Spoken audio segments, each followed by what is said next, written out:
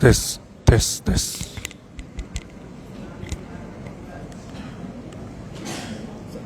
Ya. Tes. Tes.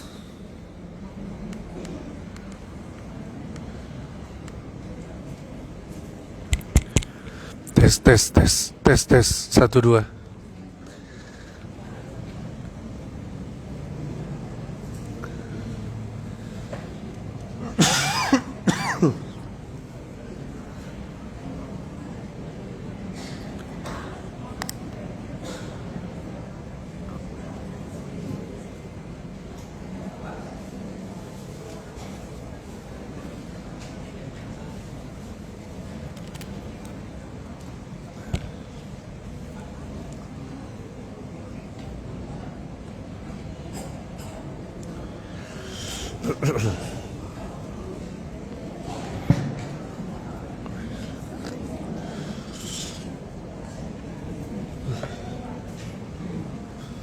Karena dari tensinya gitu. Oh ya, siap. Bismillahirrahmanirrahim. Tes.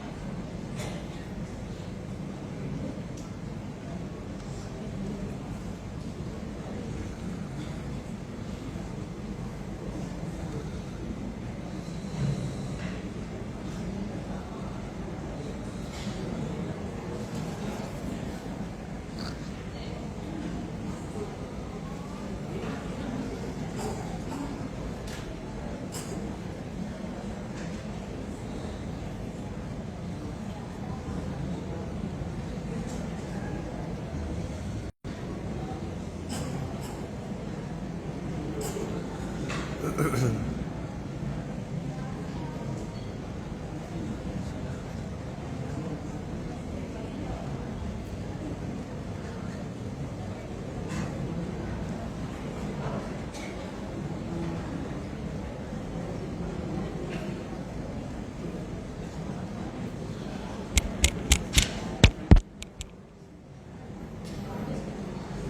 tes, tes.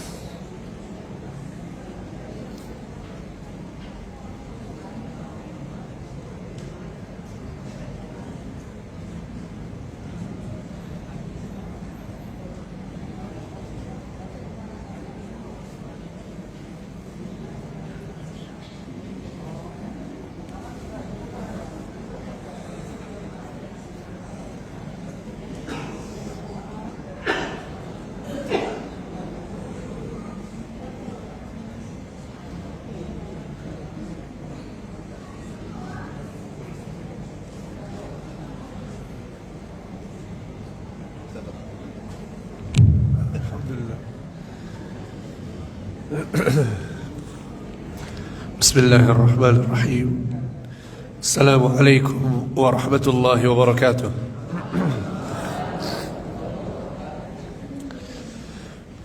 Alhamdulillah wassalatu wassalamu ala Rasulillah wa ala alihi wa ashabihi wa mawalah wa la hawla wa la quwwata illa billah, amma ba'd. Ikhwani fillah wa akhwati fid din rahimani wa rahimakumullah jami'an. Alhamdulillah, kita bersyukur kepada Allah Subhanahu wa taala atas segala limpahan nikmat yang Allah Subhanahu wa taala berikan kepada kita semua, sehingga pada kesempatan kali ini kita bisa berkumpul dalam rangka beribadah kepada Allah Subhanahu wa taala. Dan ini merupakan satu amal soleh atau amal ibadah yang sangat agung di sisi Allah Subhanahu wa taala. Pada saat seorang muslim, seorang muslimah, dia menyempatkan dirinya untuk pergi ke masjid untuk belajar ilmu agama. Sekali lagi, ini adalah cara beribadah kepada Allah yang sangat baik, memiliki ganjaran yang sangat besar.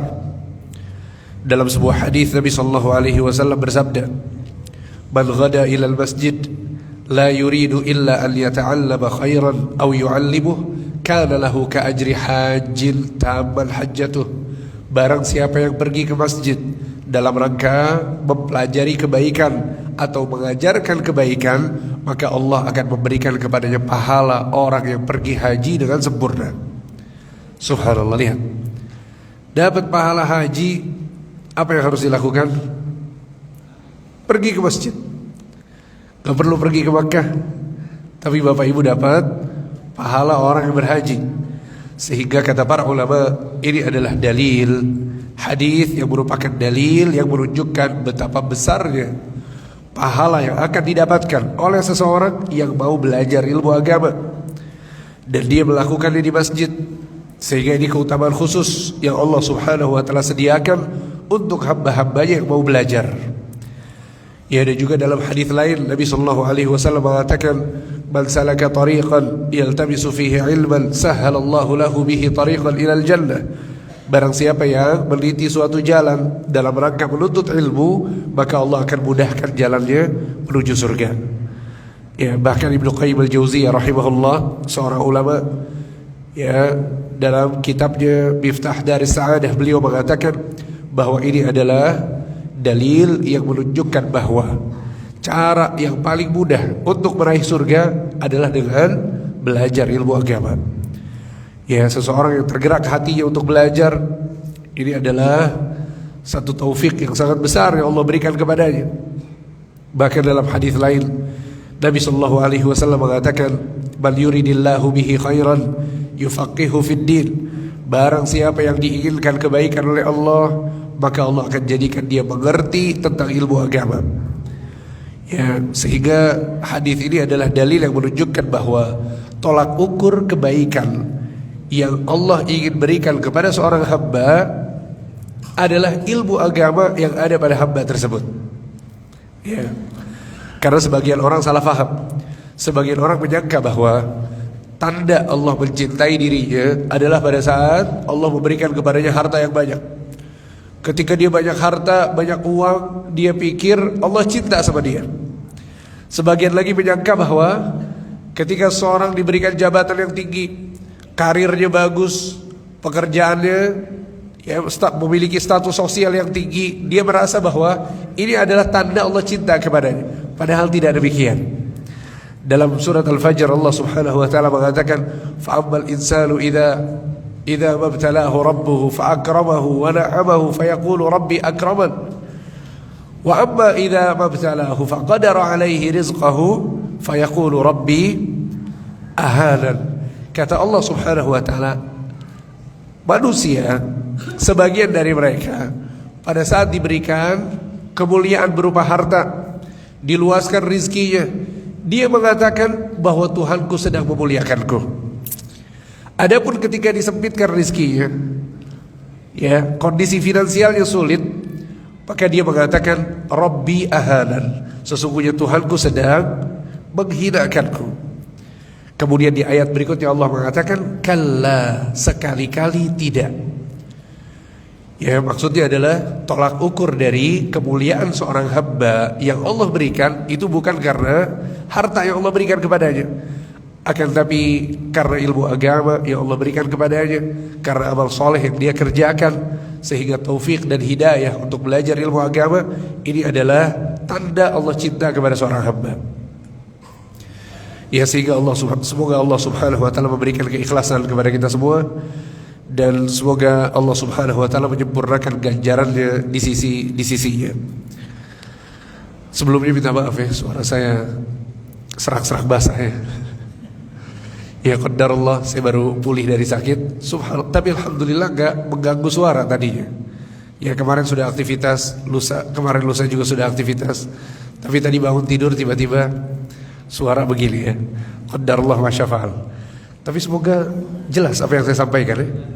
Jelas Bapak Ibu? Yakin? Kalau nggak jelas nanti ada sesi tanya jawab ya. Tenang aja ya. Baik. Hadirin dan hadirat yang dimuliakan Allah Subhanahu wa taala. Judul dari kajian kita pada kesempatan kali ini adalah kewajiban mencintai Rasulullah sallallahu alaihi wasallam. Kita perlu mengetahui bahwa di antara fitrah manusia yang Allah Subhanahu wa taala ciptakan dalam diri manusia adalah bahwa setiap manusia akan mencintai orang yang memberikan manfaat kepadanya. Betul tidak? Pada saat ada orang lain yang suka memberikan hartanya kepada kita, akan tumbuh kecintaan kepada orang tersebut. Pada saat ada orang yang perhatian sama kita, ketika kita sakit kita dijenguk, ketika kita terkena musibah dia datang untuk membantu kita. Manfaat-manfaat tersebut yang kita dapatkan dari seseorang secara otomatis, secara fitrah manusia akan menumbuhkan kecintaan dalam diri kita kepada orang tersebut. Ya, sehingga para ulama mengatakan begitu juga manfaat yang didapatkan oleh manusia dari sosok Rasulullah sallallahu alaihi wasallam. Tidak ada manfaat yang lebih besar yang bisa kita dapatkan daripada manfaat yang kita dapatkan dari Rasulullah sallallahu alaihi wasallam. Sehingga Nabi Muhammad sallallahu alaihi wasallam yang menjelaskan agama kepada kita, Rasulullah yang menjelaskan jalan menuju surga, Rasulullah yang menjelaskan kepada kita cara mendapatkan hidup yang bahagia.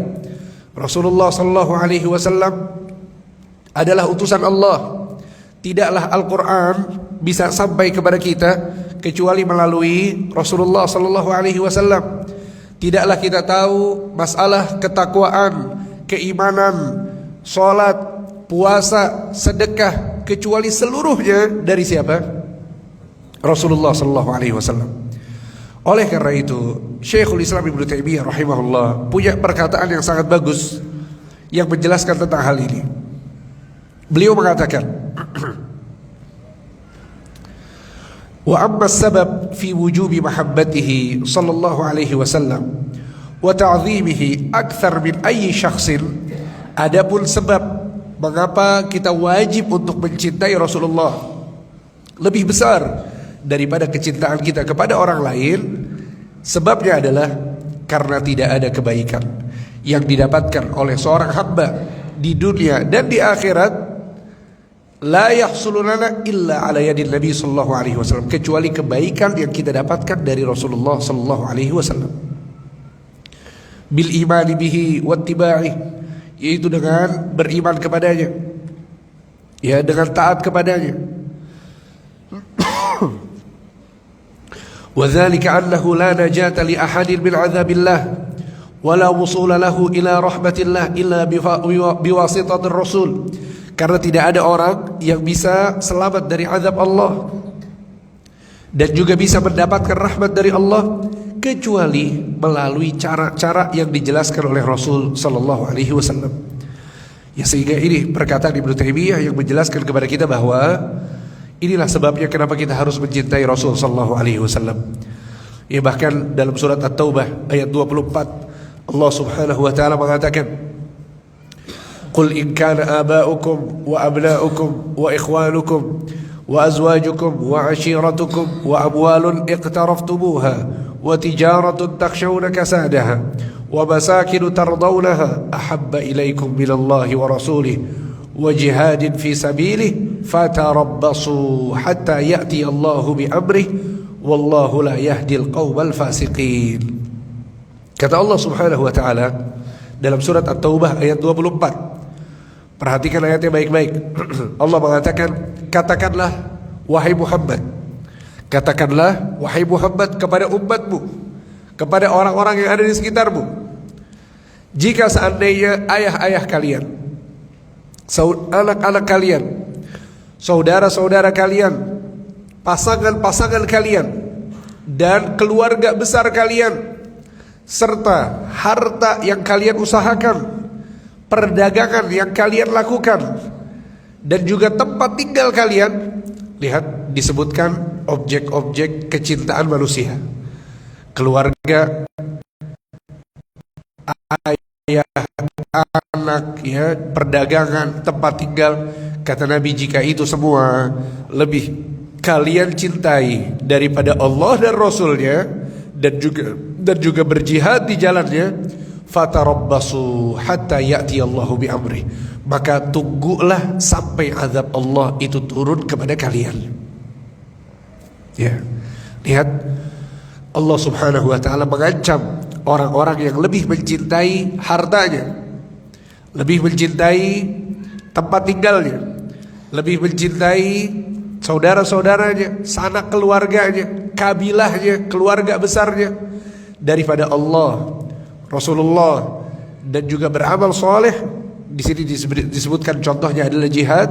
Maka Allah Subhanahu wa taala ancam mereka dengan azab yang pedih. Ya, sehingga wajib bagi setiap orang untuk mencintai Nabi sallallahu alaihi wasallam. Dalam sebuah hadis Nabi sallallahu alaihi wasallam mengatakan, La yu'minu ahadukum hatta akuna ahabba ilaihi min waladihi wa walidihi wan nasi ajma'in. Tidaklah kalian beriman sampai aku menjadi orang yang paling kalian cintai, lebih daripada cinta kalian kepada orang tua kalian, kepada anak-anak kalian, dan kepada seluruh manusia. Ya, sehingga ini adalah dalil yang menunjukkan bahwa tidak boleh seseorang mengedepankan cinta kepada orang lain daripada cinta kepada Rasulullah sallallahu alaihi wasallam. Ya, bahkan Umar bin Khattab radhiyallahu anhu arda, seorang sahabat yang mulia, beliau pernah berkata kepada Nabi sallallahu alaihi wasallam. Ya, jadi Umar mengatakan, wahai Rasulullah, la anta habbu ilayya min kulli syai' illa min nafsi. Wahai Rasulullah, sesungguhnya engkau lebih aku cintai daripada segala sesuatu kecuali dari diriku sendiri. Ya, lihat ya, ini yang diucapkan oleh Umar. Ya, Umar jujur menyatakan kepada Nabi bahwa Umar lebih cinta kepada Rasulullah daripada segala sesuatu kecuali kepada dirinya sendiri. Umar lebih cinta kepada dirinya daripada Rasulullah. Maka Rasul sallallahu alaihi wasallam mengatakan, ya la ya Umar, tidak wahai Umar, hatta akuna ahabba ilaik min nafsik, sesungguhnya imanmu tidak sempurna sampai engkau menjadikan diriku lebih engkau cintai bahkan daripada cintamu kepada dirimu sendiri. Maka Umar pun mengatakan, fa innahul ana wallahi la anta ahabbu ilayya min nafsi, wahai Rasulullah, saat ini sesungguhnya aku lebih mencintai dirimu daripada diriku sendiri. Maka Nabi pun mengatakan, al-ana ya Umar, sekarang wahai Umar. Maksudnya adalah sekarang keimananmu baru sempurna. Ya, sehingga lihat ya bagaimana Umar bin Khattab radhiyallahu anhu arda sangat bersegera dalam patuh dan tunduk kepada Nabi sallallahu alaihi wasallam. Ya, pada saat Nabi SAW memerintahkan untuk mencintai Nabi lebih daripada dirinya sendiri, langsung dilakukan oleh Umar, dan Nabi SAW membenarkan apa yang dilakukan oleh Umar radhiyallahu anhu arda. Ya, sehingga ini adalah beberapa dalil yang menunjukkan bahwa kita wajib untuk mengedepankan cinta kita kepada Rasul sallallahu alaihi wasallam daripada cinta kita kepada orang lain atau bahkan kepada diri kita sendiri. Sehingga yang penting untuk kita pelajari di sini adalah apa yang harus kita lakukan pada saat kita mencintai Nabi sallallahu alaihi wasallam. Yang pertama adalah mengenal beliau sallallahu alaihi wasallam. Mengenal beliau dengan mempelajari kehidupannya.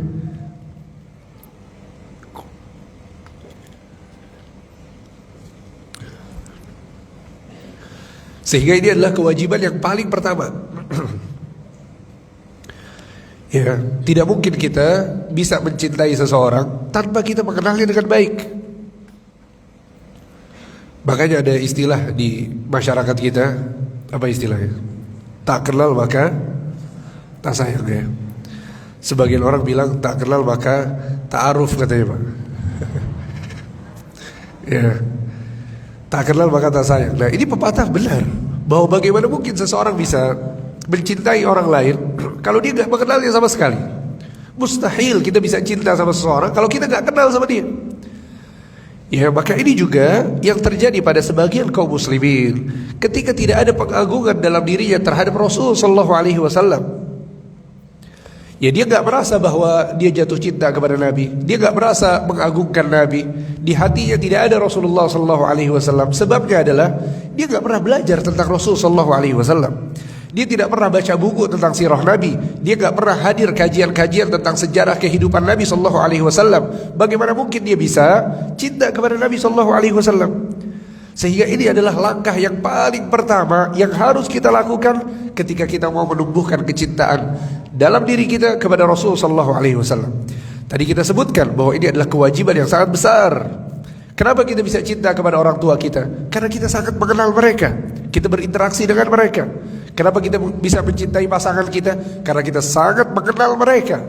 Maka gak mungkin kita bisa cinta kepada Rasulullah sallallahu alaihi wasallam tanpa mempelajari sirahnya, tanpa mempelajari sejarah kehidupan beliau.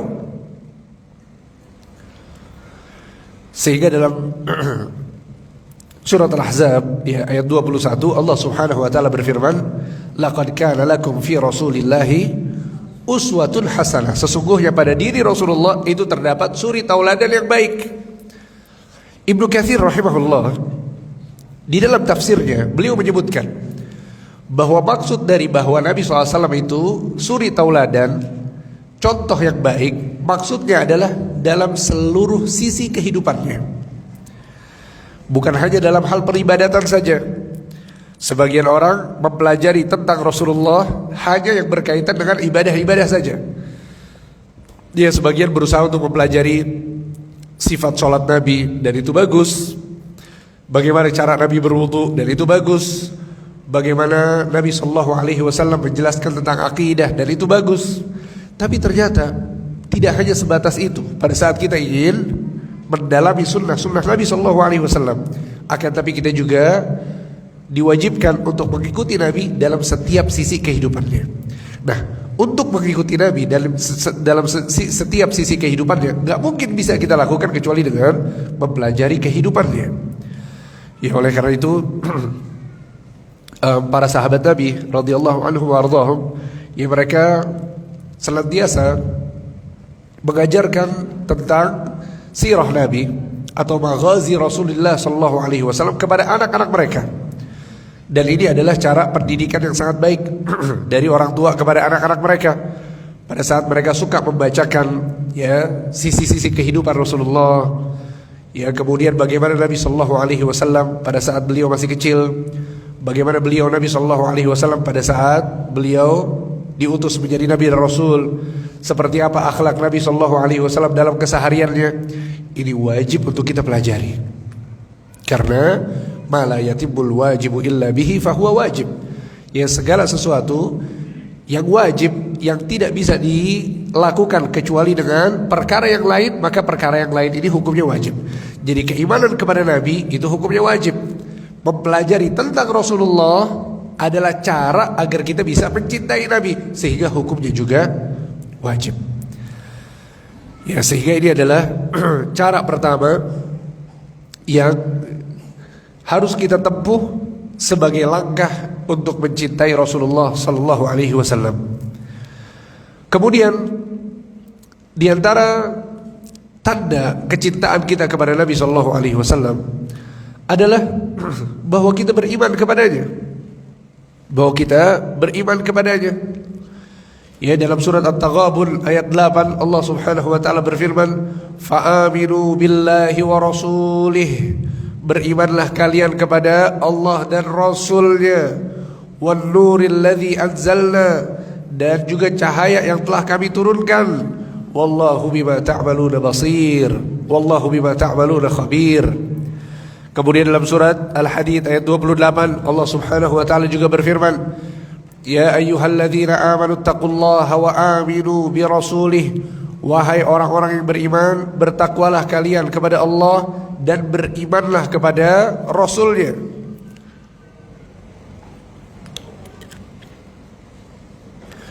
Ya, maka dua ayat ini, surat At-Taghabun ayat 8 dan juga surat Al-Hadid ayat 28 adalah perintah dari Allah Subhanahu wa taala agar kita beriman kepada Rasul sallallahu alaihi wasallam. Sehingga keimanan kepada Rasul dan kecintaan kepadanya ini adalah dua hal yang enggak bisa dipisahkan. Orang yang mencintai Rasulullah pasti dia beriman kepadanya. Orang yang beriman kepada Rasul pasti dia akan mencintainya. Ya, sehingga ini adalah poin yang kedua. Kemudian poin yang ketiga, pada saat kita mencintai Rasul sallallahu alaihi wasallam, maka yang harus kita lakukan adalah senantiasa taat kepadanya atau melakukan apa? Ittiba'. Ya, taat kepada Rasulullah atau melakukan ittiba', yaitu berusaha mengikuti apa yang beliau ajarkan dalam menjalankan agama.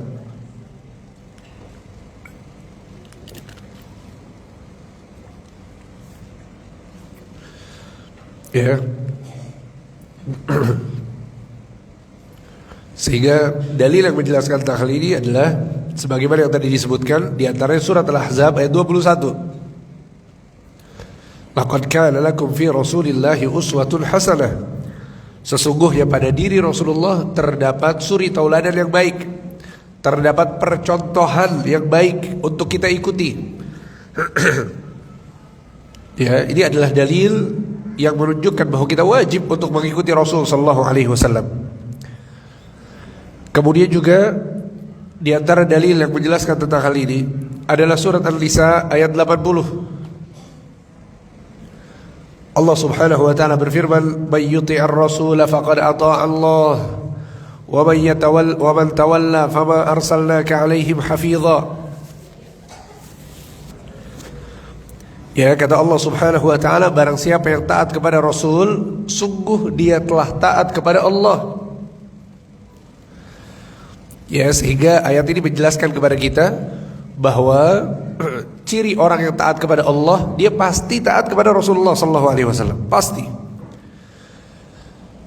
Ya, dan juga dalam sebuah hadis Nabi sallallahu alaihi wasallam mengatakan, "Man ata'ani faqad ata'a Allah." barang siapa yang taat kepada aku, sesungguhnya dia taat kepada Allah. Wa man asani faqad asallah, dan barang siapa yang bermaksiat kepada aku, sesungguhnya dia sedang bermaksiat kepada Allah Subhanahu wa taala. Ya. Sehingga enggak bisa dipisahkan antara ketaatan kepada Allah dengan ketaatan kepada Rasul. Enggak bisa dipisahkan.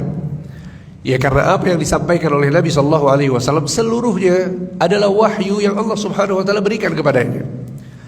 Ya, oleh karena itu Bapak Ibu sekalian, pada saat kita menjalankan agama, sumber pijakan kita dalam menjalani agama itu apa? Al-Quran dan Sunnah. Kata para ulama, tidak ada bedanya sama sekali dari segi pengambilan hukum, entah itu Al-Quran ataupun Sunnah Nabi. Dua-duanya sama persis. Kenapa demikian? Karena dua-duanya wahyu dari Allah. Karena dua-duanya wahyu dari Allah, dua-duanya tidak mungkin salah.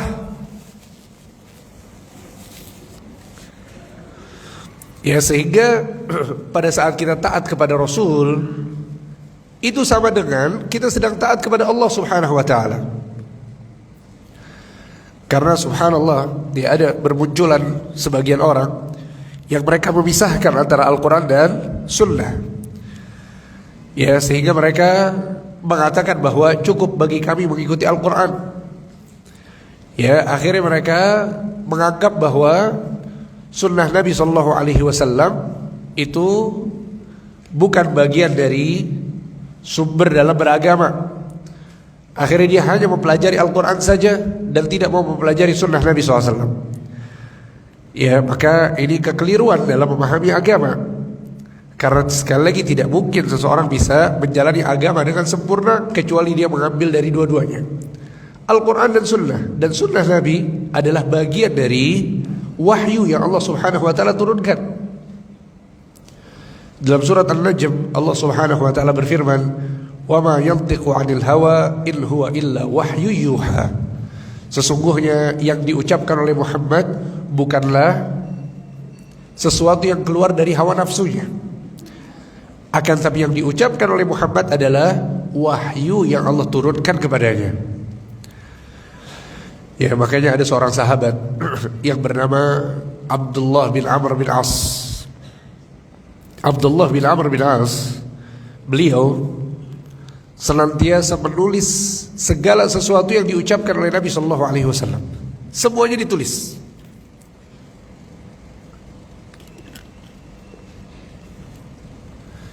Sampai suatu hari ada seseorang yang datang kepada beliau kemudian mengatakan, "Wahai Abdullah, jangan ditulis semuanya." Kenapa? Karena terkadang Nabi SAW sedang marah, terkadang Nabi SAW sedang senang. Jangan sampai ditulis sesuatu pada saat beliau sedang marah, sehingga yang ditulis adalah sesuatu yang salah, yang tidak seharusnya diucapkan oleh Nabi SAW. Akhirnya Abdullah bin Amr datang melaporkan hal ini kepada Nabi SAW. "Wahai Rasulullah, sesungguhnya si fulan datang kepada aku mengatakan jangan ditulis semuanya. Sedangkan yang beliau lakukan adalah semuanya ditulis." Maka Nabi SAW mengatakan, "Uktub, tulislah semuanya. Walladzi nafsi biyadih, demi Allah, ma kharaja min hadza illa haq, tidak ada yang keluar dari mulutku ini kecuali semuanya adalah pasti benar." Ya, jadi kita gak ragu sama sekali. Pada saat ada hadis yang sahih, kita percaya 100%. Kita mengambil hukum dari hadis yang sahih, dan tidak mungkin berbenturan antara hadis dengan Al-Quran. Ya, sehingga Allah Subhanahu wa taala mewajibkan kita untuk taat kepada Nabi sallallahu alaihi wasallam, dan ketaatan kita kepada Nabi adalah bagian dari ketaatan kita kepada Allah Subhanahu wa taala. Ya. Bahkan dalam sebuah hadis Nabi sallallahu alaihi wasallam bersabda, hadis sahih diriwayatkan Imam Bukhari. Kata beliau, "Kullun nas yadkhulul jannah illa man aba." Sesungguhnya setiap orang itu pasti akan masuk surga kecuali orang yang enggan, kecuali orang yang tidak mau masuk surga. Ada apa orang yang tidak mau masuk surga? Ada atau tidak? Kata Nabi, semua orang pasti masuk surga kecuali yang tidak mau masuk surga. Maka para sahabat pun bertanya, ya Rasulullah, wa man ya'ba? Wahai Rasulullah, siapa yang tidak mau masuk surga? Maka Nabi mengatakan, man ata'ani dakhalal jannah wa man asani faqad aba. Barang siapa yang taat kepadaku, dia pasti akan masuk surga. Dan barang siapa yang bermaksiat kepadaku, tidak mau taat, sesungguhnya dia orang yang enggan untuk masuk surga. Ya, hadis sahih diriwayatkan oleh Imam Bukhari. Sehingga hadis ini adalah dalil yang menjelaskan bahwa ya, taat kepada Rasul adalah jalan menuju surga, dan ini merupakan kewajiban yang harus dilakukan oleh setiap hamba. Ya, maka ini adalah bukti seseorang itu cinta kepada Nabi Sallallahu Alaihi Wasallam. Ya, sehingga kalau kita mau melihat apakah kita cinta kepada Nabi atau tidak, maka lihat apakah kita taat kepadanya atau tidak.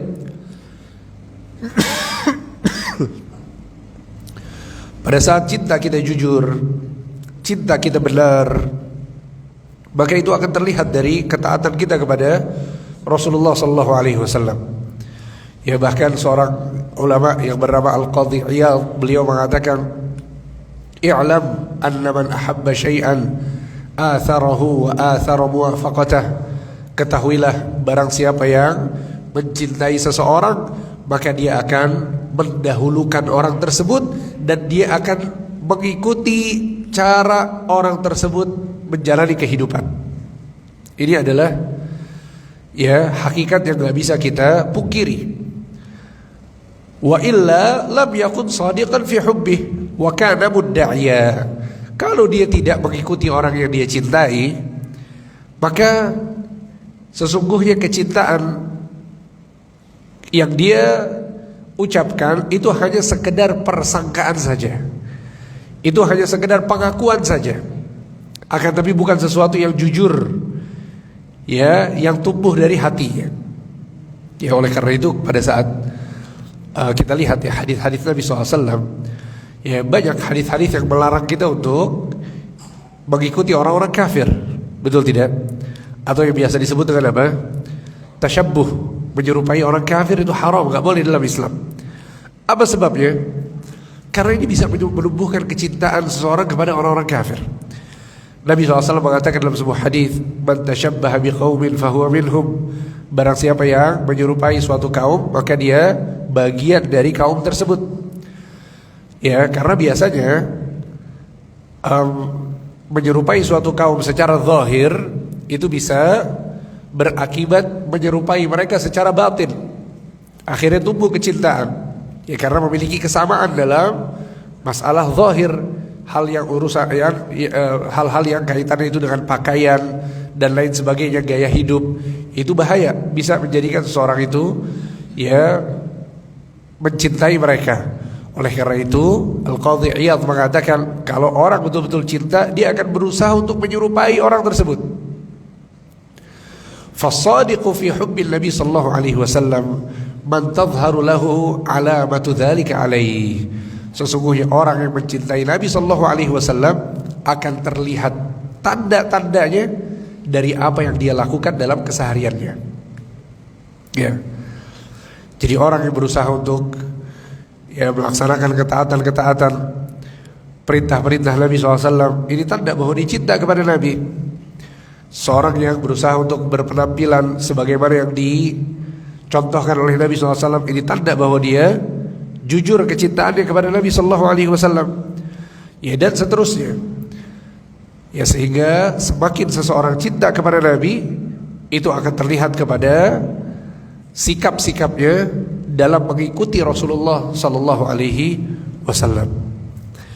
Ya, dan juga mengikuti Nabi sallallahu alaihi wasallam ini bukan hanya sekedar kewajiban, bukan hanya sekedar tanda kecintaan, bahkan ini adalah syarat diterimanya amal soleh seseorang. Sehingga sholat kita tidak akan diterima oleh Allah jika tidak mengikuti Nabi SAW dalam melaksanakan sholat. Puasa yang kita kerjakan tidak akan diterima oleh Allah Subhanahu wa ta'ala jika puasa yang kita lakukan itu tidak sesuai dengan apa yang Nabi SAW ajarkan.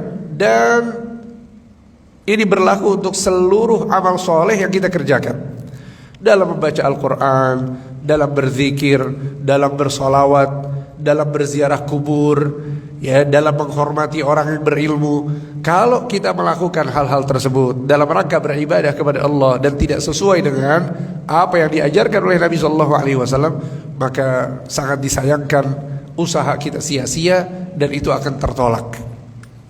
Sehingga dalam sebuah hadis Nabi SAW mengatakan, "Man ahdatha fi amrina hadza ma laysa minhu fahuwa raddun." Barang siapa yang membuat sesuatu yang baru dalam urusan agama kami ini, maka itu akan tertolak, kata Nabi. Lihat, membuat sesuatu yang baru di sini dalam masalah apa? Dalam masalah agama. Kata Nabi, fi amrina hadza, dalam urusan agama kami ini. Jadi kalau membuat sesuatu yang baru dalam perkara dunia, dalam perkara yang mubah, boleh atau tidak? Boleh, enggak masalah. Ya. Makanya sebagian orang salah faham. Ya, sebagian orang mengira bahwa yang dilarang untuk berinovasi itu segala sesuatu, bahkan urusan dunia. Ya, padahal tidak. Yang dilarang untuk berinovasi adalah dalam perkara ibadah, dalam perkara sholat, dalam perkara puasa, dalam perkara ya hal-hal yang sifatnya itu adalah ibadah kepada Allah, itu nggak boleh kita membuat-buat sesuatu yang baru. Akan tapi dalam perkara urusan dunia, ya, maka itu nggak masalah. Kemudian dalam riwayat lain Nabi SAW mengatakan, "Man amila amalan laisa alaihi amruna fahuwa raddun." Barang siapa yang melakukan sebuah amalan yang tidak pernah kami ajarkan, maka amalan tersebut tertolak. Ya, ditolak oleh Allah Subhanahu wa taala. Wal'iyadzu billah. Ya, dan betapa meletihkannya orang-orang yang beribadah tidak sesuai dengan tuntunan Nabi SAW. Betapa meletihkannya. Ya, capek beribadah tahunan atau puluhan tahun, ternyata semuanya tertolak. Ya, Allah Subhanahu wa taala berfirman, "Wa qadimna ila ma 'amilu bil 'amalin faj'alnahu haba'an mantsura." Di hari kiamat kelak nanti akan ada orang-orang yang ya didatangkan oleh Allah dengan membawa pahala atau amal soleh yang sangat banyak, kemudian dijadikan oleh Allah menjadi debu yang berterbangan. Kenapa? Kata para ulama, karena amalan yang dia kerjakan itu kehilangan syarat sahnya diterima amal soleh. Apa syarat sahnya diterima amal soleh? Yang pertama adalah ikhlas, dan yang kedua ittiba', mengikuti Nabi SAW dalam beribadah. Sehingga orang yang mengikuti Nabi SAW dalam beribadah tapi tidak ikhlas, ditolak amalannya.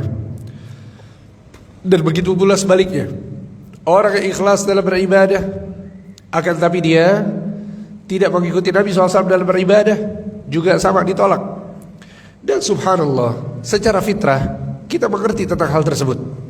Secara fitrah kita mengerti tentang hal tersebut, ya, bahwa gak mungkin seseorang beramal tanpa menggabungkan dua syarat tersebut. Ya, sehingga bisa dibayangkan, ya, seseorang yang misalnya dia melaksanakan sholat subuh, tayyib, sholat subuh Masya Allah ikhlas karena Allah, dia sholat di masjid, ya, sholatnya khusyuk. Kemudian pada saat dia sholat subuh, ternyata dia sholatnya 3 rakaat misalnya, Pak. Gimana? Ada orang yang melakukannya? Gak ada orang yang melakukan, betul tidak? Ada yang sholat subuhnya tadi 3 rakaat di sini? Gak ada, alhamdulillah. Kita semua sholat 2 rakaat. Kenapa? Kok kita sholatnya 2 rakaat? Karena Nabi SAW sholatnya 2 rakaat, betul tidak? Begitu juga dengan sholat zuhur, sholat maghrib, sholat isya, sholat asar. Kita berusaha untuk melakukannya sebagaimana Nabi SAW melakukannya. Nabi sholat maghrib 3 rakaat, gak akan kita tambah. Kita sholatnya 3 rakaat, betul tidak? Ya, bisa jadi sebagian orang yang melakukannya dia mengatakan, loh, bukannya sholat subuh 3 rakaat itu berarti sujudnya lebih banyak, Al-Fatihahnya lebih banyak. zikirnya lebih banyak, betul tidak? Gimana? Kita sholat 3 rakaat mau Pak? Gak mau. Karena kita sadar bahwa dalam beragama ini harus sesuai dengan apa yang dilakukan oleh Nabi SAW. Yang Nabi SAW lakukan itu yang kita lakukan. Yang tidak dilakukan oleh Nabi tidak akan kita lakukan. Tapi subhanallah, yang penting untuk kita sadari adalah bahwa hal ini bukan cuma dalam perkara sholat subuh, bukan cuma dalam perkara sholat maghrib, akan tapi dalam setiap urusan beribadah ini yang harusnya kita lakukan. Kita tidak menambah sedikit pun dari apa yang diajarkan oleh Nabi Sallallahu Alaihi Wasallam. Ya, sehingga ini ya makna dari hadis Nabi Sallallahu Alaihi Wasallam, man amila amalan laisa alaihi amruna fahuwa raddun. Ya, barang siapa yang melakukan suatu amalan yang tidak pernah kami ajarkan, maka amalan tersebut akan tertolak. Ya, kemudian di antara tanda cinta kita kepada Nabi Sallallahu Alaihi Wasallam juga adalah ya, yang pertama tadi apa? Mengenalnya, mempelajari kehidupannya, kemudian ya beriman kepadanya dan juga taat kepadanya atau berittiba. Kemudian yang keempat adalah meyakini bahwa seluruh kebaikan sudah dijelaskan oleh Nabi Sallallahu Alaihi Wasallam. Yang keempat, tanda kita cinta kepada Nabi adalah ya meyakini bahwa seluruh kebaikan telah dijelaskan oleh Nabi Muhammad Sallallahu Alaihi Wasallam. Ya, jadi agama ini sudah sempurna. Semuanya sudah dijelaskan oleh Rasul Sallallahu Alaihi Wasallam. Sehingga ini merupakan bukti bahwa kita cinta kepada beliau. Kalau kita cinta kepada Nabi, kita harus yakin bahwa agama yang sekarang kita dapatkan ini semuanya sudah disampaikan oleh Nabi. Tidak ada yang dikurangi oleh Nabi sama sekali. Tidak ada yang ditutup-tutupi oleh Nabi sama sekali. Sehingga seluruh penjelasan gamblang, seluruh penjelasan itu sempurna. Seorang sahabat yang bernama Salman Al-Farisi pernah dicemooh oleh salah seorang kafir Quraisy. Orang kafir ini mengatakan, "Qad 'allamakum nabiyyukum kulla syai'in hatta al-qira'ah."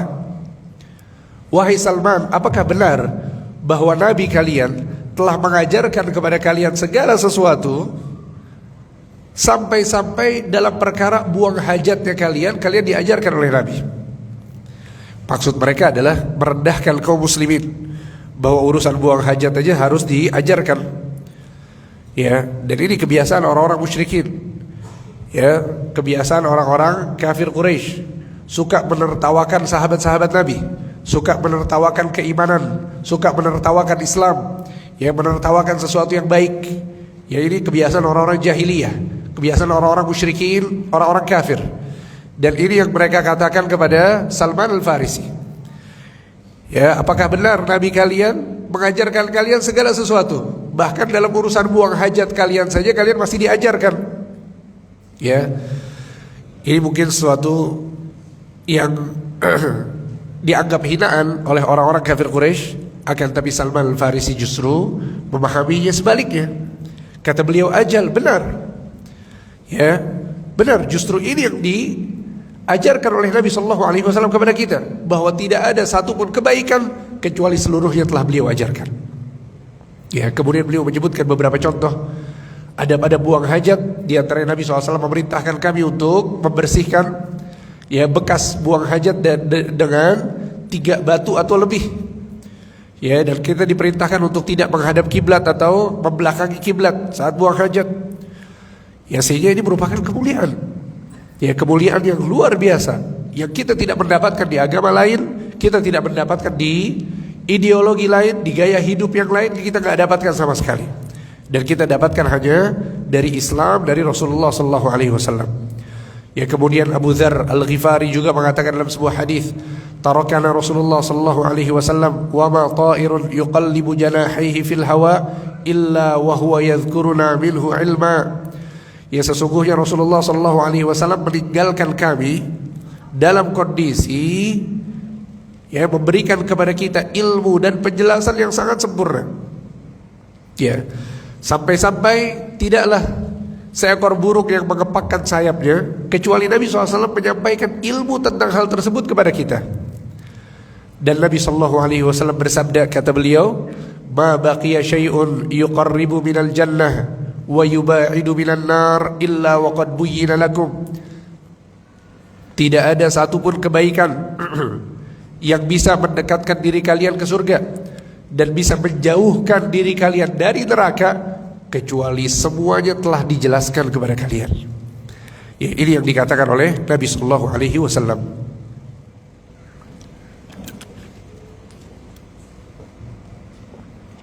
Ya.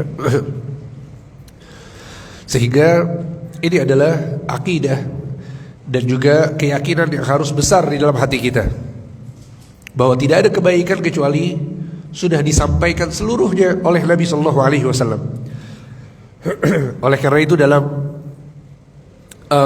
momentum haji wada, ya, dan haji wada itu adalah haji satu-satunya yang dilakukan oleh Nabi sallallahu alaihi wasallam. Dan haji wada ini dilakukan kapan? Sekitar 3 bulan sebelum Nabi sallallahu alaihi wasallam wafat. Ya, jadi betul-betul di akhir hayat Nabi sallallahu alaihi wasallam. Ya, Nabi sallallahu alaihi wasallam berkhutbah ketika wukuf di Arafah. Nabi sallallahu alaihi wasallam di antara khutbah yang beliau sampaikan adalah Nabi mengatakan, inni taraktukum 'alal bayda lailuha kanahariha la yazighu anha illa halik. Sesungguhnya aku meninggalkan kalian dalam kondisi terang benderang, malamnya bagaikan siang, kata Nabi. La yazighu anha illa halik, tidak ada orang yang tersesat kecuali dia adalah orang yang binasa. Ya, lihat apa yang disampaikan oleh Nabi sallallahu alaihi wasallam, bahwa Nabi sallallahu alaihi wasallam akan meninggalkan para sahabat dalam kondisi Islam ini terang jelas semuanya. Tidak ada yang ditutupi oleh Nabi, tidak ada yang tidak disampaikan oleh Nabi, semuanya disampaikan. Bahkan di sini Nabi mengatakan malamnya bagaikan siang. Oleh karena itu para ulama mengatakan cahaya sunnah ini lebih terang daripada cahaya matahari. Kenapa demikian? Karena cahaya matahari tidak bisa menerangi seluruh lapisan belahan dunia. Ada siang, ada malam. Tapi dalam sunnah Nabi sallallahu alaihi wasallam seluruhnya siang. Tidak ada malam, tidak ada yang gelap, tidak ada yang tidak terlihat. Semuanya jelas. Ya. Dan juga pada momentum itu Allah Subhanahu wa taala menurunkan surat Al-Maidah ayat 3. Dan ini adalah ayat yang sangat agung yang menjelaskan kepada kita tentang kesempurnaan Islam. Allah Subhanahu wa taala berfirman dalam surat Al-Maidah ayat 3, "Al-yauma akmaltu lakum dinakum wa atmamtu 'alaikum ni'mati wa raditu lakumul Islam dinan." Pada hari ini telah kusempurnakan agama kalian untuk kalian, telah kusempurnakan nikmatku untuk kalian, dan aku ridho Islam sebagai agama kalian. Ya, sehingga ayat ini adalah dalil yang menunjukkan bahwa agama ini sudah sempurna. Ya, pada saat kita menyatakan bahwa agama ini sudah sempurna, yang membawa agama ini siapa? Rasulullah SAW. Berarti segala sesuatu yang menjadi wahyu yang Allah sampaikan kepadanya sudah disampaikan kepada umat. Faham antum ya? Oleh karena itu Imam Malik rahimahullah, beliau punya perkataan yang cukup tegas dan lugas tentang ayat ini. Perhatikan baik-baik perkataannya. Imam Malik mengatakan, "Man ibtada'a fil Islam bid'atan yaraha hasanah faqad za'ama anna Muhammadan khana risalah." Barang siapa yang melakukan praktek bid'ah dalam beragama dan dia menganggap bahwa ini perkara yang baik, maka sungguh seakan dia telah menuduh bahwa Nabi SAW itu berkhianat di dalam risalahnya. Faham maksudnya Pak? Ada seseorang zaman sekarang, contohnya sama seperti contoh yang tadi. Ada orang zaman sekarang sholat subuhnya berapa rakaat? 3 rakaat misalnya. Dan dia menganggap ini baik. Bagus saya sholatnya 3 rakaat. Kenapa? Zikirnya lebih banyak, takbirnya lebih banyak, al-fatihahnya lebih banyak, sujudnya lebih banyak, rukuknya lebih banyak. Dia merasa bahwa ini bagus, gak masalah. Walaupun tambahan yang tidak pernah diajarkan oleh Nabi SAW, bagi dia bagus. Kata Imam Malik, kalau ada orang yang seperti ini, dia membuat suatu ritual ibadah, kemudian dia meyakini ini kebaikan di dalam agama, seakan dia meyakini bahwa Nabi Muhammad berkhianat terhadap risalah. Ada sesuatu kebaikan yang disembunyikan oleh Nabi. Padahal apakah ini mungkin terjadi? Tidak mungkin. Nabi SAW adalah as-sadiqul amin. Beliau adalah orang yang jujur, orang yang terpercaya.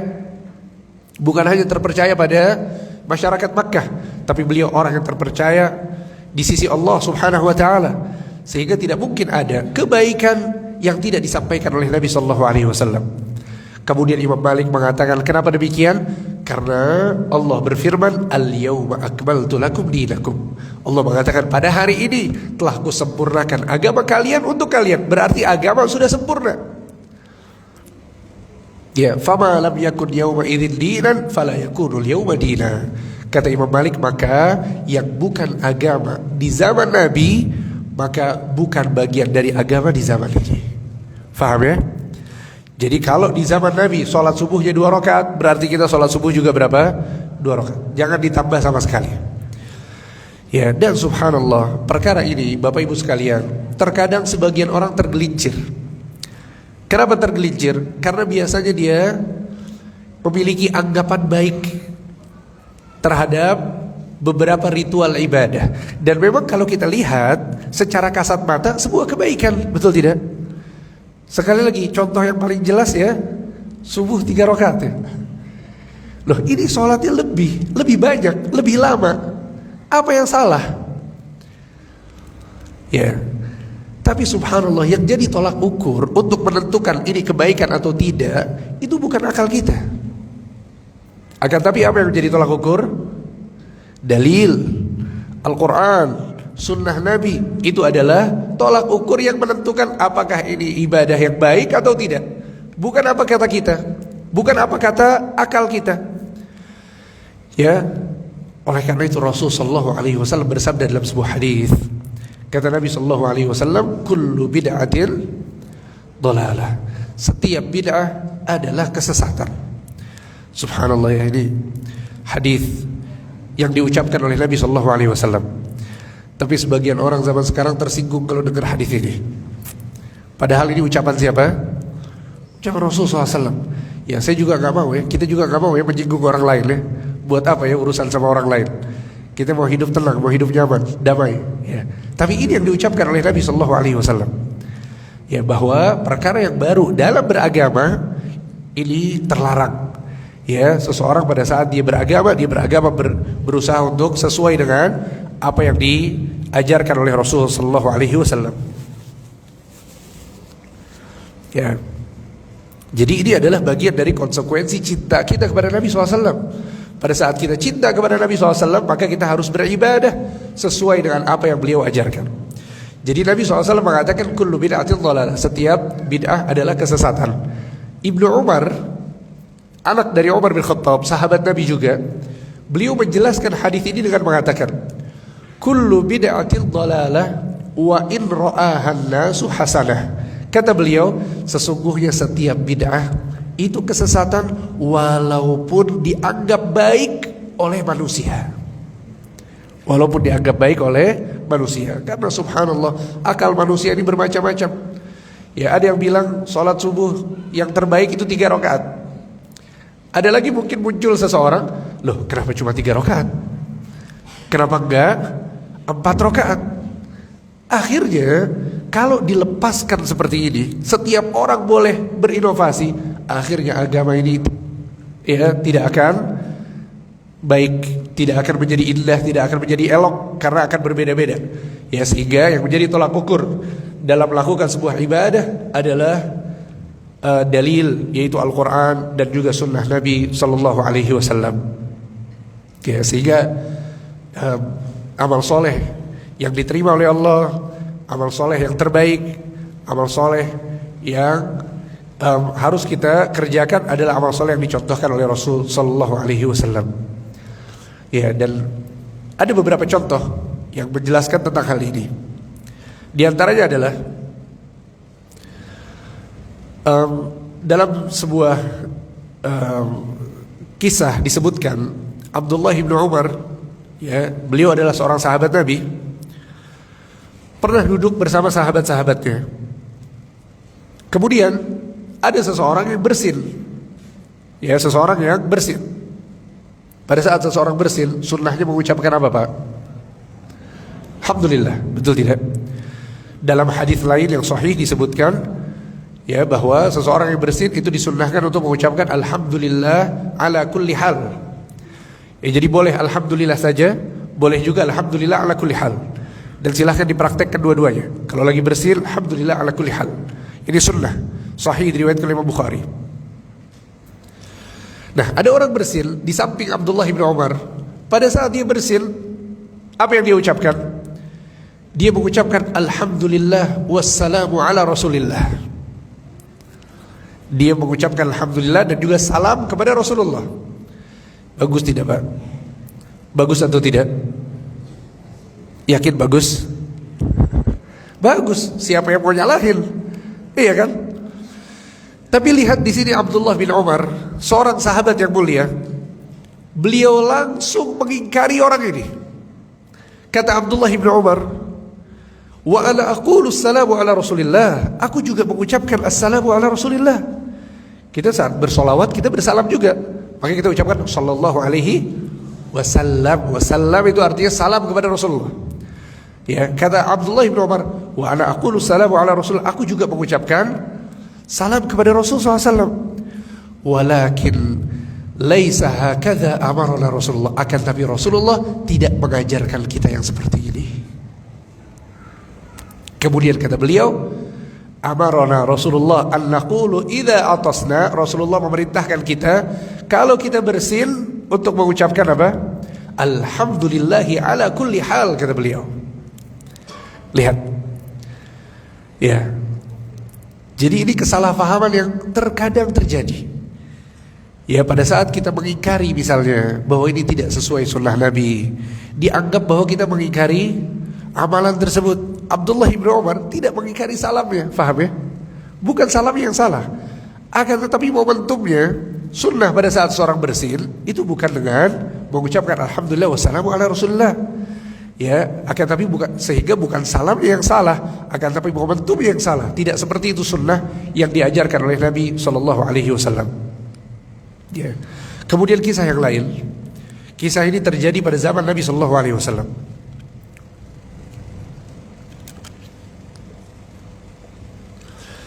Ada 3 orang sahabat yang datang ke rumah Nabi Sallallahu Alaihi Wasallam, ingin bertemu dengan Nabi.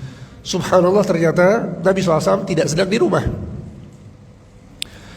Akhirnya mereka bertiga bertemu dengan salah seorang istri Nabi Sallallahu Alaihi Wasallam. Salah seorang istri Nabi Sallallahu Alaihi Wasallam. Kemudian mereka bertiga pun bertanya tentang amalan yang dikerjakan oleh Nabi pada saat di rumah. Maka dijelaskan oleh istri beliau, Nabi SAW sholatnya seperti ini, baca Qurannya seperti ini. Dijelaskan amalan-amalan yang dikerjakan oleh Nabi SAW. Faka'annahum taqalluha. Mereka pun menganggap bahwa yang mereka lakukan selama ini sangat sedikit sekali jika dibandingkan dengan amalannya Rasul SAW. Akhirnya apa yang mereka katakan? Yang pertama mengatakan, amma ana fasa usalli wala anam.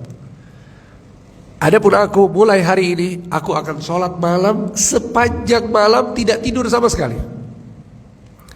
Bagus tidak, Pak? Bagus ya, sholatnya semalaman ya. Kemudian yang kedua mengatakan, wa amma ana fasa asumu wala uftir. Adapun aku akan berpuasa setiap hari seumur hidupku. Tidak ada satu hari pun yang tidak berpuasa. Ya, ini yang ingin dilakukan oleh orang yang kedua. Bagus tidak? Bagus ya. Nanti kita lihat ya bagus apa enggak ya. Nanti kita lihat. Orang yang ketiga mengatakan, amma ana fala atazawwajul nisa. Adapun aku tidak akan menikah.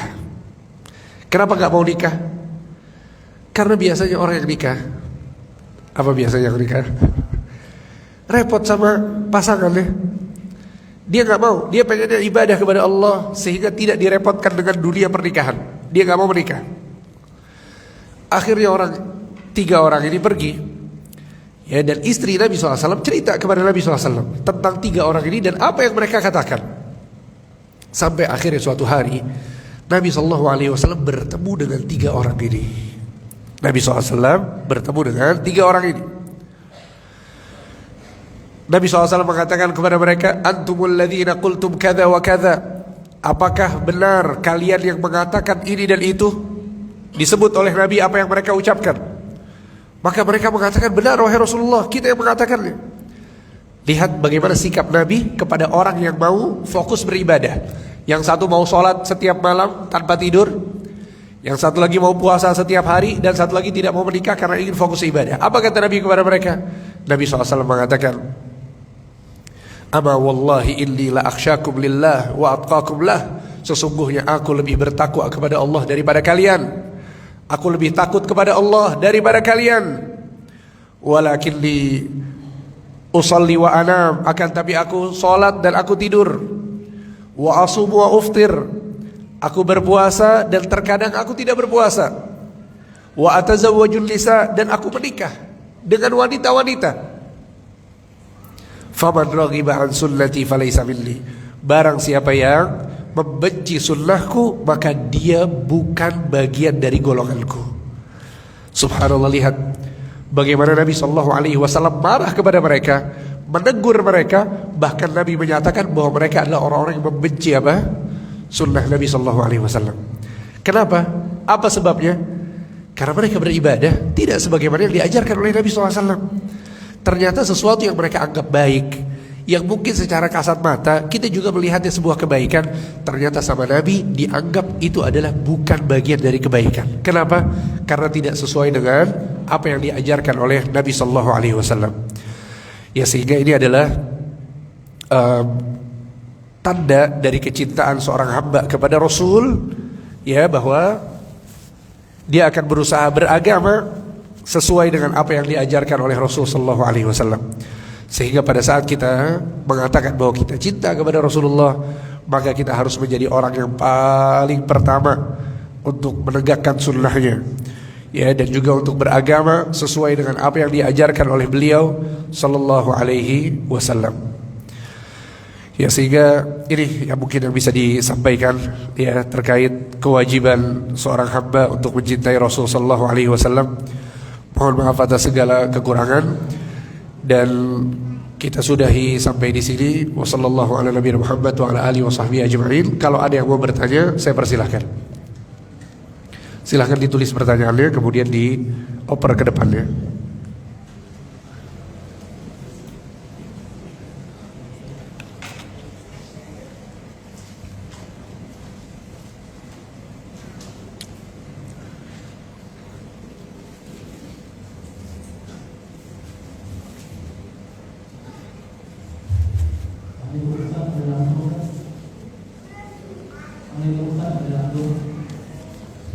Mari bertanya.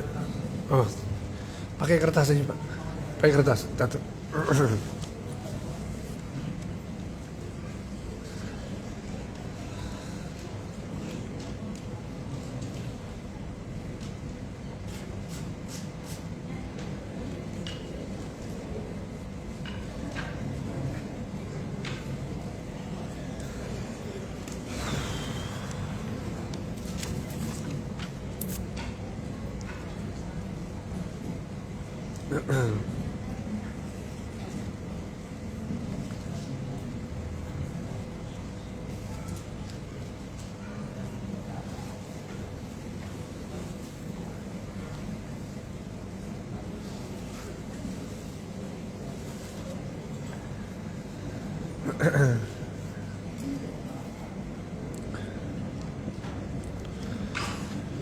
Baik, ini ada beberapa pertanyaan yang masuk.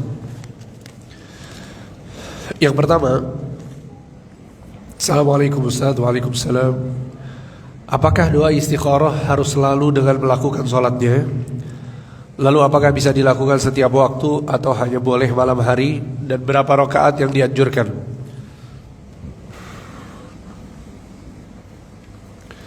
Yang pertama, doa istikharah ya boleh-boleh saja kalau dia mau membaca doanya tanpa melakukan sholat, gak masalah. Karena doanya sangat bagus dan doanya memiliki makna yang agung ya, yang patut untuk dibaca oleh seorang hamba. Akan tapi tentu yang lebih sempurna adalah bahwa seseorang sholat dulu baru kemudian baca doa istikharah. Ya, Nabi SAW mengatakan dalam sebuah hadis, ya, idza hamma ahadukum bi amrin falyarka' rak'atain. Barang siapa yang ingin melakukan sesuatu, maka hendaknya dia sholat dulu 2 rakaat. Kemudian setelah sholat hendaknya dia membaca doa berikut yang Nabi sebutkan doanya. Bagaimana doanya istikharah? Allahumma inni astakhiruka bi'ilmik wa astaqdiruka biqudratik wa as'aluka min fadlika al-'azim fa innaka ta'lamu wa la a'lam wa taqdiru wa la aqdir wa anta 'allamul ghuyub, dan seterusnya. Panjang doanya. Dan ini doa saya merasa bahwa perlu dihafal oleh setiap muslim dan muslimah. Setiap kita punya urusan, kita bisa sholat 2 rakaat baca doanya. Penting sekali dalam kehidupan kita. Ya, jadi dilakukan ya setiap kali kita butuh untuk melakukan sesuatu. Ya, sebagian orang salah paham tentang sholat istikharah. Sebagian mereka memahami bahwa sholat istikharah itu dilakukan pada saat ada 2 pilihan. Kalau ada 2 pilihan baru sholat istikharah. Kalau 1 pilihan, istikharah atau tidak? Istikharah juga. Ya, karena Nabi mengatakan dalam hadisnya, barang siapa yang ingin melakukan sesuatu, sholat dulu 2 rakaat. Ya. Pada saat kita mau safar misalnya, boleh silakan sholat istikharah. Pada saat kita mau buka satu usaha, kita sudah yakin kita mau buka usaha A misalnya, atau mau kerja di satu tempat misalnya, istikharah dulu. Ya, karena dengan sholat istikharah itu akan lebih memantapkan hatinya, dimudahkan oleh Allah, diberkahi, ya, dilindungi dari berbagai macam bahaya dan mudarat. Seperti itu ya. Dan bebas dia mau sholat kapanpun boleh. Tapi sebaiknya tidak sholat di waktu-waktu yang terlarang. Ya, tidak sholat di waktu-waktu yang terlarang. Ya, dan yang terbaik adalah pada saat dia sholat di sepertiga malam terakhir. Sebelum subuh dia bangun, ya, sholat istikharah, gak masalah. Sekalian sholat malam. Seperti itu ya.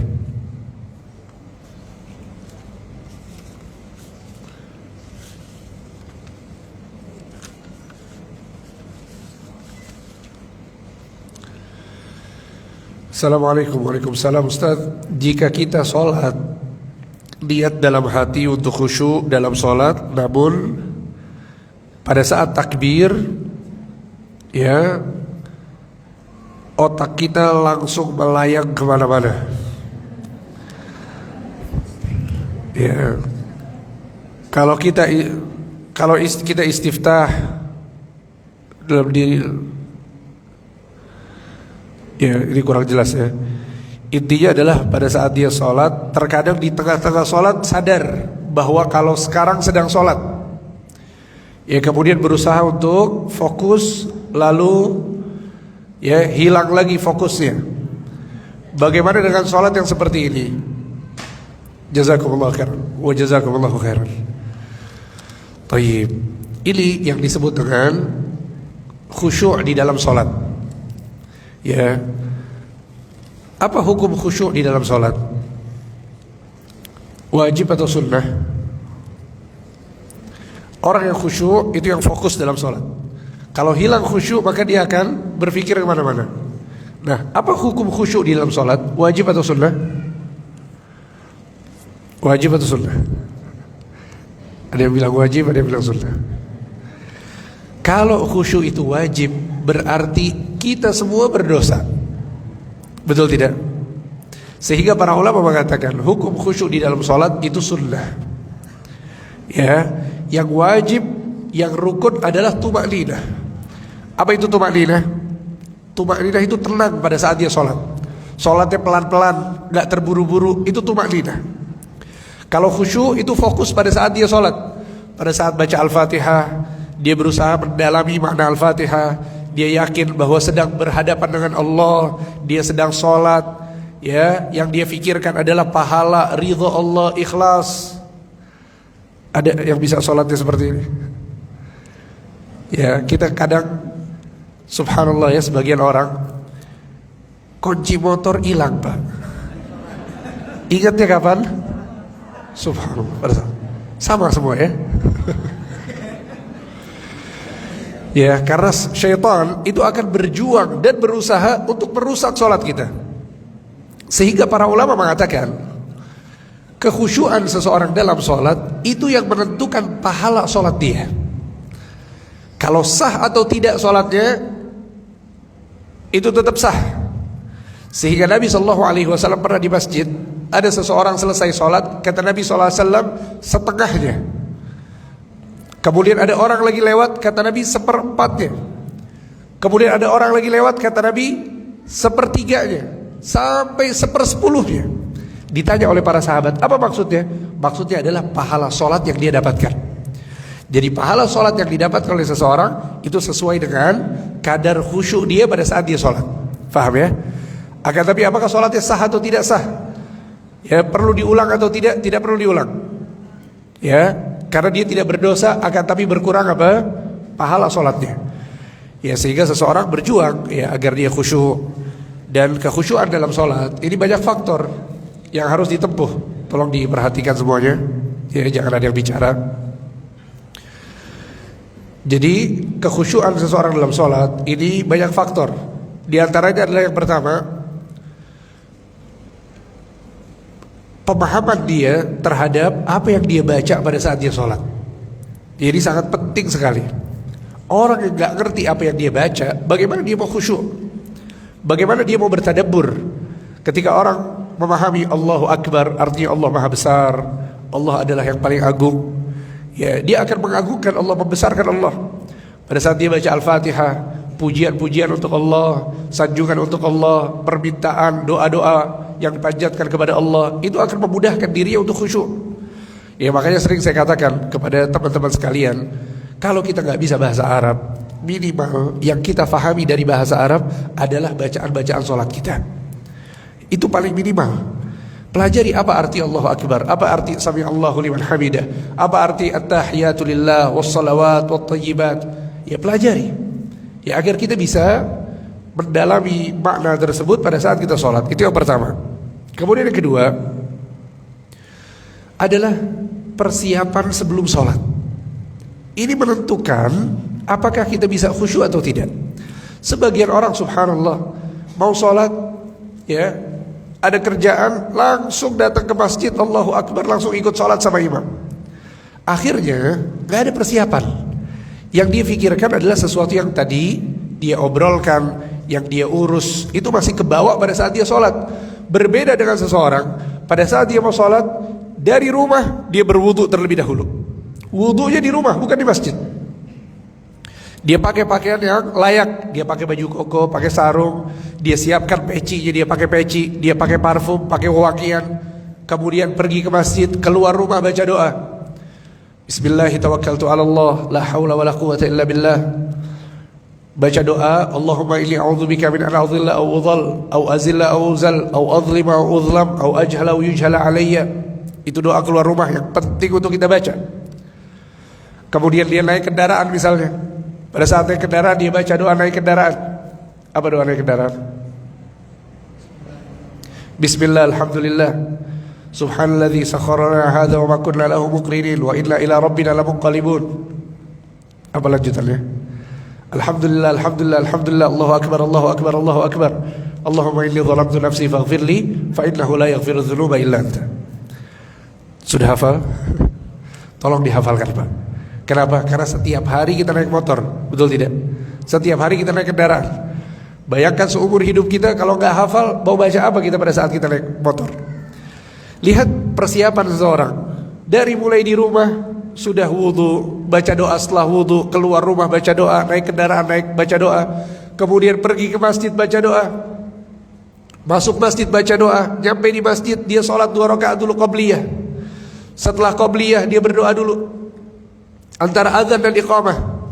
Lihat, orang yang seperti ini akan sangat mudah khusyuk daripada orang yang gak punya persiapan sama sekali.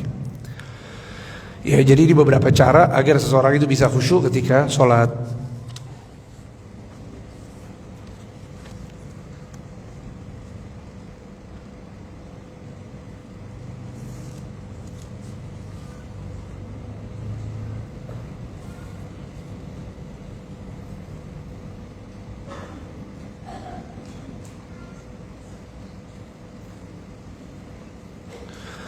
Ini ada yang bertanya, Pak Ustadz, pada saat Allah menyatakan pada hari ini telah kusempurnakan Islam adalah agama yang sempurna,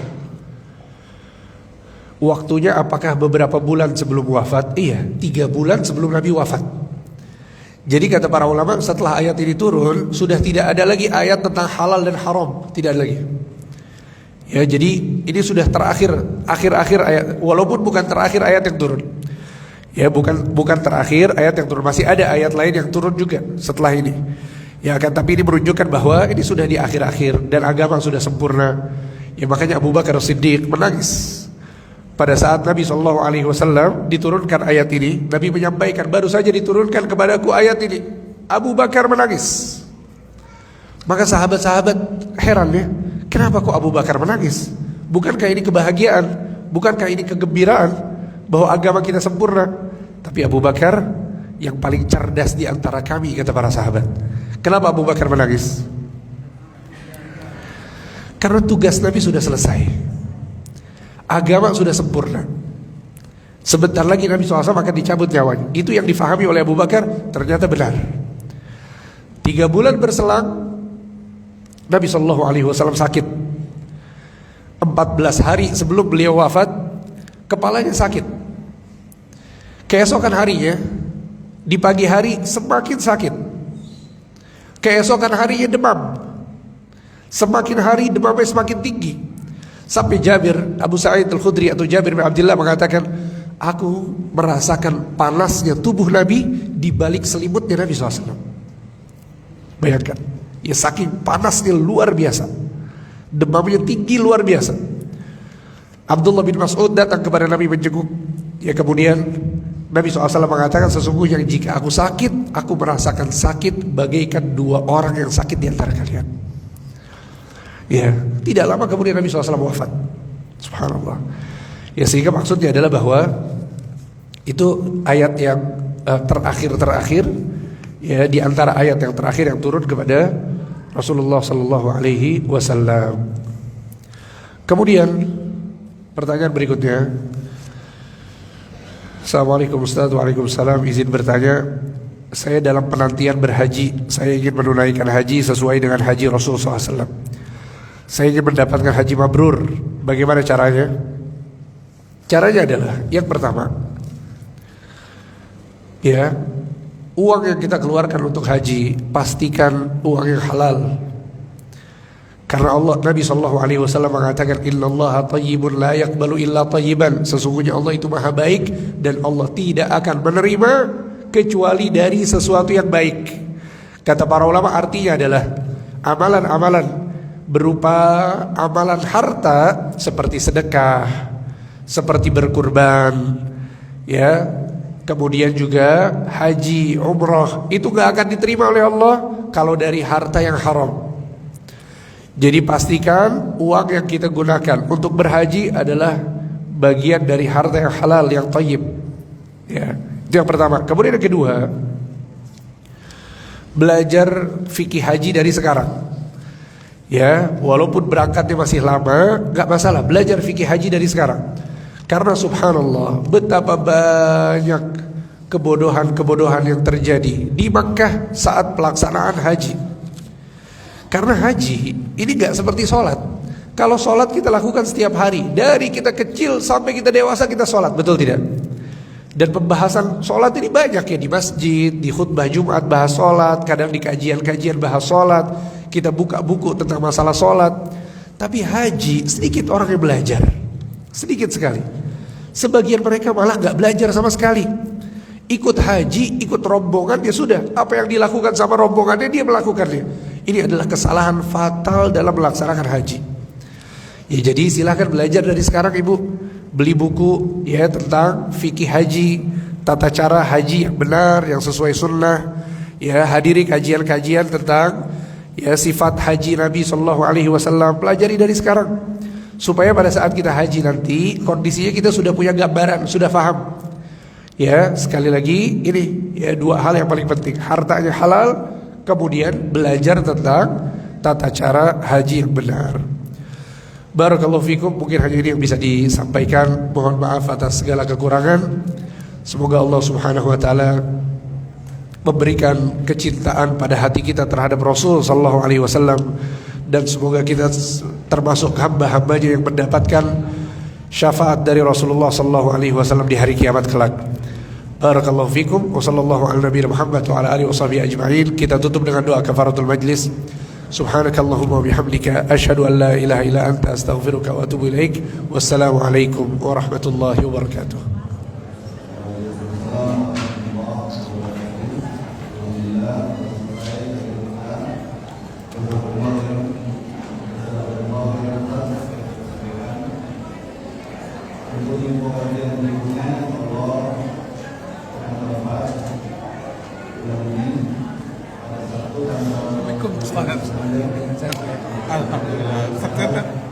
Alhamdulillah. Suara habis. Gimana? Ustaz, ini ada pertanyaan dari istri. Yang masalah buku yang kemarin tuh ada yang ngerti. Saya bukunya belum saya baca lagi. Enggak apa-apa. Cuman nggak apa-apa sih sebenarnya gini. Kalau memang mau disebarluaskan atau ada orang yang perlu gitu ya, orang-orang kajian, nggak apa-apa, kasih aja. Tapi sifatnya sebagai